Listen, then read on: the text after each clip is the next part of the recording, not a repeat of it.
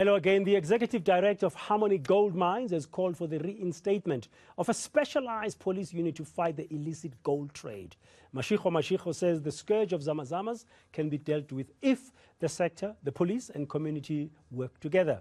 Various stakeholders briefed Parliament's Minerals and Energy Oversight Committee today about how they are fighting illegal mining. My colleague, senior reporter at eNCA, Aviwe Mtila, joining us now for more on the story. Aviwe, good afternoon. Thanks for joining us here on Today. So what is the Department of Mineral Resources saying about illegal mining? After all, they've got the oversight for the sector. So, but then the DMRE is saying that illegal mining is on the rise, with at least 600 abandoned mines in Gauteng alone. That's 6,000 mines nationally that have been abandoned. So it talks then to how the zamazamas, as they go on with their illegal activities, that puts a 41 billion rand annual dent to the economy alone. So this has major negative implications. It heightens, for example, the negative perception that the country can't deal, doesn't have an ability to handle its financial abilities and capabilities. This in turn deters investors and investments coming into the country, something that the DDG of Mineral Resources touched on a bit earlier on. Let's take a listen to what he had to say. We are facing a challenge of a potential of being grey-listed as a country.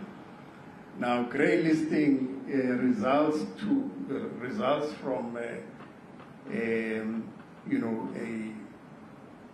uncontrolled or a perceived uncontrolled prevalence of illicit financial flows. And illegal mining is one of those areas that can then have an impact on our reputation as a country. The other issue is that foreign investors, they have to think twice if this persists. They have to think twice about investing because they are not sure whether their investments would then be secured. As it was indicated, it's a multi-billion rand industry, and it impacts on tax collection as well. I guess that's one of the things that can be done, or some of the things, including the police, but I'm just wondering about who ultimately is responsible to ensure that when a mine ceases operations or closes down as a disused area, it's properly rehabilitated and a certificate supposed to be issued about that. It should be the Department of Mineral Resources, but that's an important other aspect of this. Another one is the fact that most of the zamazamas are said to be illegal foreign nationals, or foreign nationals are in the country illegally because they are not documented, they are undocumented, as we saw what happened in Krugersdorp recently in terms of the numbers of those arrests. Home Affairs, what are they doing about that aspect of this? Well, Dr. Aaron Motsoaledi, the Home Affairs Minister, said that they have a myriad of initiatives that they're already conducting on the ground for the establishment, for example, of the Border Management Authority, which is patrolling the borders, to what we've seen recently in those joint operations with the South African Police Service Force on those Okaya Malau operations that have arrested hundreds of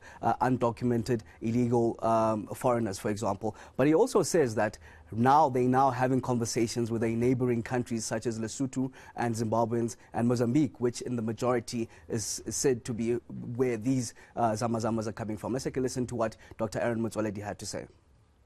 On the 2nd of August, the DG of the Department of Home Affairs and the DDG of Immigration Services met with the Permanent Secretary of Home Affairs of Lesotho to discuss this issue of illegality in illegal mining activities and areas of cooperation, including the issues of deportation. Botswana Immigration Border Technical Meeting was held from yesterday, even today is on. Mozambique Immigration Technical Meeting will take place in Maputo on the 2nd and 23rd of August 2022. Zimbabwe, South Africa, I'm sure you are aware, senior officials meeting on the midterm review of South African Zim Binational Commission on the 9th of May 2022. You are aware that yesterday it was a ministerial meeting, but the officials met before. The meeting discussed the issue of the ZEP termination, conveyances transporting illegal immigrants without documents, and illegal mining. I'm going to come later to the issue of conveyancers, because it's quite a big problem. Bus and taxi companies fined for conveyancing undocumented people. And on the 10th of August 2022, there was a ministerial session on South Africa-Zimbabwe Binational Commission. That was yesterday, as I've already said. Okay, now the police, we've seen them very active since the Kruger's drop. The Kruger's drop thing shocked the whole country, and suddenly there's activity like every day, and even the community in Kagiso taking the law into their own hands recently and making citizens arrest and handing over suspected illegal miners, the zamazamas, to the police. What about the police? Are they winning the battle? Well, the police minister will tell you that those operations have always been there. Yes, they've been heightened by that heinous crime of the gang rapes there, where we've seen operations that have arrested many undocumented foreign nationals.